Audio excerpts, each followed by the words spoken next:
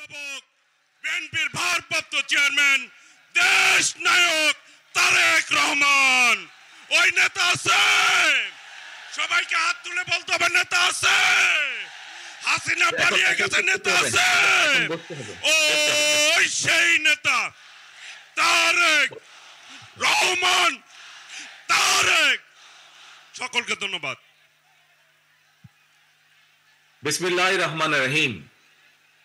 প্রিয় বাংলাদেশ, প্রিয় দেশবাসী, ভাই ও বোনেরা, আজকের এই অনুষ্ঠানের সম্মানিত সভাপতি জনাব মির্জা ফখরুল ইসলাম আলমগীর, মঞ্চে উপস্থিত নেতৃবৃন্দ, সামনে উপস্থিত আমার প্রিয় সহকর্মীবৃন্দ, আসসালামু আলাইকুম।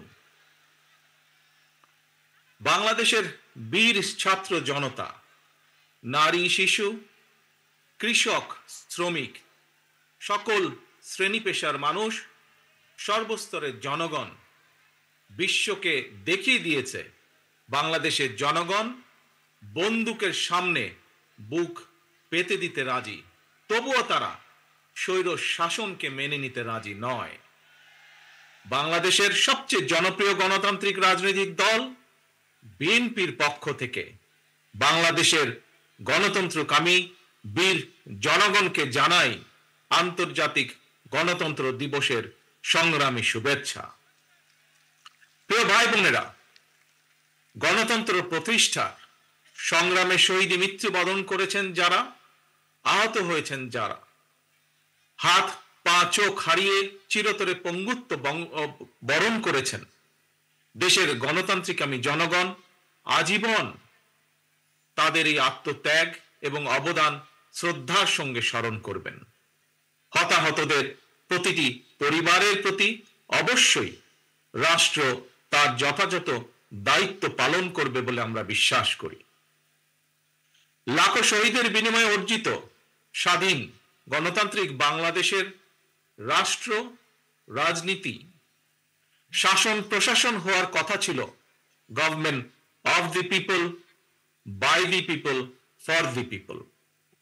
অথচ গত 15 বছর বাংলাদেশে মাফিয়া শাসন চালু করা হয়েছিল। দেশে বিদেশে পলাতক স্বৈরাচার বিনা ভোটের সেই সরকারের পরিচয় হয়ে উঠেছিল government of the mafia, by the mafia, for the mafia. প্রিয় দেশবাসী, এই মাফিয়া চক্র দেশকে সর্বক্ষেত্রে ভঙ্গুর করে দিয়েছিল। দেশকে সম্পূর্ণ আমদানি নির্ভর, ঋণ নির্ভর এবং পরনির্ভরশীল রাষ্ট্রে পরিণত করেছিল। মাফিয়া চক্র দেশের ব্যাংকগুলোকে পর্যন্ত দেউলিয়া করে দিয়েছিল। গত 1.5 দশকে দেশ থেকে প্রায় 17 লক্ষ কোটি টাকারও বেশি পাচার হয়ে করে দিয়েছে এরা। 5ই আগস্টের পতিত স্বৈরাচারের বেপরোয়া দুর্নীতি আর লুটপাটের কারণে বাংলাদেশের বৈদেশিক ঋণ বর্তমানে $100 বিলিয়ন বেশি ছাড়িয়েছে। বাংলাদেশে আজ যে শিশুটি জন্ম নিয়েছে কোনো কারণ ছাড়াই, সেই নিষ্পাপ শিশুটিরও মাথাপিছু ঋণ কমপক্ষে 1.5 লক্ষ টাকা। প্রিয় ভাই বোনেরা, মাফিয়া চক্র দেশকে শুধু অর্থনৈতিকভাবেই ভঙ্গুর করে দেয়নি, দেশের আর্থ সামাজিক সাংস্কৃতিক এবং রাজনৈতিক রীতিনীতিকেও ধ্বংস করে দিয়েছে। প্রতিটি সাংবিধানিক এবং বিধিবদ্ধ প্রতিষ্ঠান অকার্যকর করে ফেলা হয়েছিল। খোদ বিচার বিভাগকেই ফ্যাসিবাদের সূতিকাগারে পরিণত করা হয়েছিল। একটি রাষ্ট্র কতটা সভ্য এবং গণতান্ত্রিক সেটি দেশের আইন শৃঙ্খলা বাহিনীর আচরণে স্পষ্ট হয়ে ওঠে। কিন্তু মাফিয়া চক্র দলীয় স্বার্থে ব্যবহার করতে গিয়ে দেশের আইন শৃঙ্খলা বাহিনীকেও সম্পূর্ণ বিপর্যস্ত করে দিয়েছে। গণতন্ত্রকামী প্রিয় ভাই ও বোনেরা, অন্যায়, অনিয়ম আর অরাজকতার বিরুদ্ধে গণবিস্ফোরণে মাফিয়া চক্রের প্রধান দেশ ছেড়ে পালানোর পর দেশে মাফিয়া শাসন শোষণের অবসান ঘটেছে। পতিত স্বৈরাচারের পলায়নের মধ্যে দিয়ে একটি গণতান্ত্রিক মানবিক বাংলাদেশ গড়ার পথে প্রধান বাধা হয়তো দূর হয়েছে, তবে বাধা দূর হলেও মাফিয়া চক্রের রেখে যাওয়া 15 বছরের জঞ্জাল কিন্তু এখনো দূর হয়নি। এই জঞ্জালকে দূর করে জনগণের, বাংলাদেশের জনগণের ভোটে জনগণের কাছে জবাবদিহিমূলক একটি গণতান্ত্রিক সরকার প্রতিষ্ঠার লক্ষ্যে অন্তর্বর্তীকালীন বর্তমান সরকার কাজ করছে। তবে মাফিয়া চক্রের প্রধান দেশ ছেড়ে পালালেও মাফিয়া চক্রের বেনিফিশিয়ারি অপশক্তি প্রশাসনের ভেতরে থেকে কিংবা রাজনীতির ছদ্মবরণে অন্তর্বর্তীকালীন সরকারকে চ্যালেঞ্জ ছুড়ে দেওয়ার অপচেষ্টা কিন্তু অব্যাহত রেখেছে। প্রিয় দেশবাসী, ভাই ও বোনেরা, বর্তমান অন্তর্বর্তীকালীন সরকার হাজারো শহীদের রক্তের বিনিময় লক্ষ কোটি জনতার গণ অভ্যুত্থানের ফসল। এই সরকারের কোনো কোনো কার্যক্রম সকলের কাছে হয়তো সাফল্য হিসাবে বিবেচিত নাও হতে পারে, কিন্তু এটি আমাদের প্রত্যেককে মনে রাখতে হবে, এই সরকারের ব্যর্থতা আমাদের সকলের ব্যর্থতা, বাংলাদেশের পক্ষের গণতান্ত্রিকামী জনগণের ব্যর্থতা। সুতরাং এই অন্তর্বর্তীকালীন সরকারকে কোনোভাবেই ব্যর্থ হতে দেওয়া যাবে না। দেশে বিদেশে থেকে নানা রকমের উস্কানিতেও জনগণ অন্তর্বর্তীকালীন সরকারকে ব্যর্থ হতে দেবে না। তবে অন্তর্বর্তীকালীন সরকার যাতে নিজেরাই নিজেদের ব্যর্থতার কারণ না হয়ে দাঁড়ায়, সে ব্যাপারে তাদেরকেও সতর্ক থাকতে হবে। বাংলাদেশ কিংবা যে কোনো দেশেই গণ অভ্যুত্থানের মাধ্যমে গঠিত সরকার অবশ্যই জনগণের সরকার। তাই জনগণ অন্তর্বর্তীকালীন সরকারের প্রতি সহযোগিতা অব্যাহত রেখেছে, রাখবে। তবে কোনো এক পর্যায়ে অন্তর্বর্তীকালীন সরকারের জবাবদিহিতাও কিন্তু নির্বাচিত সংসদের মাধ্যমেই নিশ্চিত করা হয়। সুতরাং জনগণের রাজনৈতিক ক্ষমতায়নের মাধ্যমে একটি নির্বাচিত সংসদ এবং সরকার প্রতিষ্ঠায় অন্তর্বর্তীকালীন সরকারের সকল সংস্কার কার্যক্রমের প্রথম এবং প্রধান টার্গেট হওয়া জরুরি। এজন্যই আমরা মনে করি অগ্রাধিকার ভিত্তিতে জনগণের ভোটে নির্বাচিত প্রতিনিধিদের দ্বারা জবাবদিহিমূলক সরকার এবং সংসদ প্রতিষ্ঠার লক্ষ্যকে সামনে রেখেই সংস্কার কার্যক্রম এগিয়ে নেওয়া দরকার। কারণ জনগণের রাজনৈতিক ক্ষমতায়ন ছাড়া, সংস্কার কার্যক্রমে প্রক্রিয়ায় জনগণের সরাসরি সম্পৃক্ততা ছাড়া উন্নয়ন, গণতন্ত্র কিংবা সংস্কার কোনোটিই টেকসই এবং কার্যকর হয় না। একটি অবাধ, সুষ্ঠু এবং নিরপেক্ষ নির্বাচনের মাধ্যমে প্রতিটি ভোটারের ভোট প্রদানের অধিকার নিশ্চিত করে ভোটারদের কাঙ্ক্ষিত প্রতিনিধি নির্বাচন করার অধিকার প্রতিষ্ঠার মাধ্যমেই জনগণের রাজনৈতিক ক্ষমতায়ন নিশ্চিত করা সম্ভব। এবং সেই লক্ষ্যে বিশেষ করে নির্বাচন কমিশন, জনপ্রশাসনের সংস্কার এবং আইন শৃঙ্খলা বাহিনীকে সক্ষম এবং উপযুক্ত করে তুলতে হবে। অগ্রাধিকার ভিত্তিতে পদক্ষেপ নিতে হবে। অন্তর্বর্তীকালীন সরকার ইতিমধ্যেই বেশ কিছু ক্ষেত্রে সংস্কার কার্যক্রম হাতে নিয়েছে।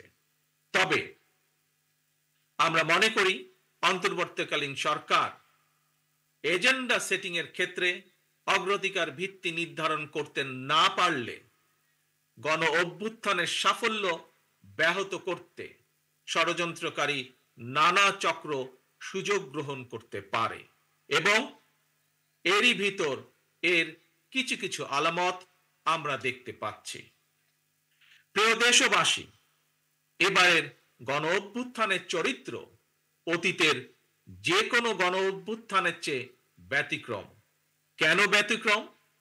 কারণ পলাতক স্বৈরাচারের অবৈধ শাসনকালে সকল গণতান্ত্রিক অধিকার, মানবাধিকার হারিয়ে জনগণ পরাধীনতার শৃঙ্খলে আবদ্ধ হয়ে পড়েছিল।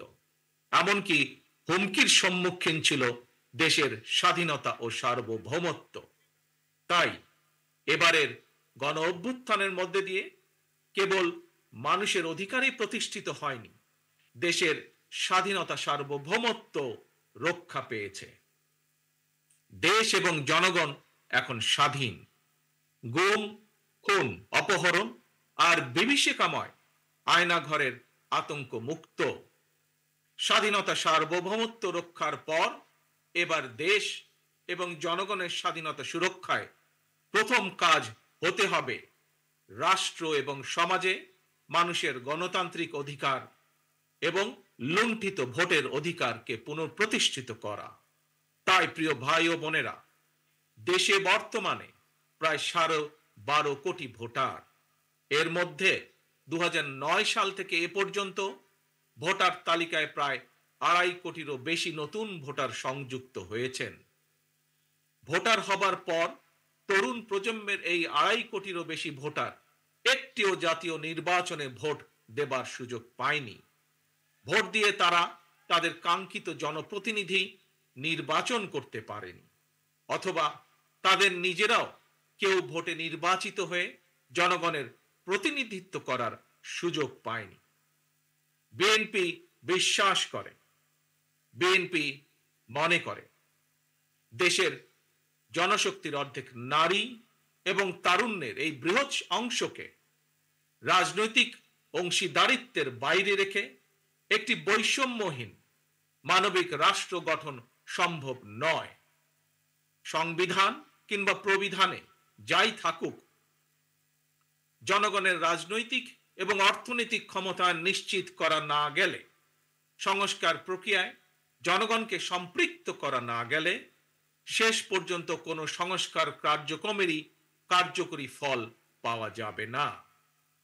প্রিয় দেশবাসী, ভাই ও বোনেরা, রাষ্ট্র, রাজনীতি এবং রাজনৈতিক দল হিসেবে বিএনপি দলীয় রাজনৈতিক কার্যক্রম সংস্কারের লক্ষ্যে প্রথমে 2022, পরবর্তীতে 2023 সালে বাংলাদেশের পক্ষের গণতান্ত্রিক রাজনৈতিক দলগুলোর প্রতিনিধিদের উপস্থিতিতে 31 দফা কর্মসূচি ঘোষণা করেছিল।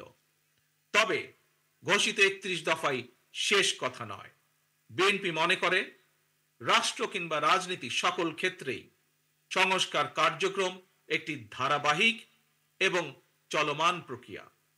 সুতরাং রাষ্ট্র এবং রাজনীতি সংস্কারে বিএনপি ঘোষিত 31 দফা সংস্কার কর্মসূচির আরো প্রয়োজনীয় পরিবর্তন পরিমার্জনকেও বিএনপি স্বাগত জানায়।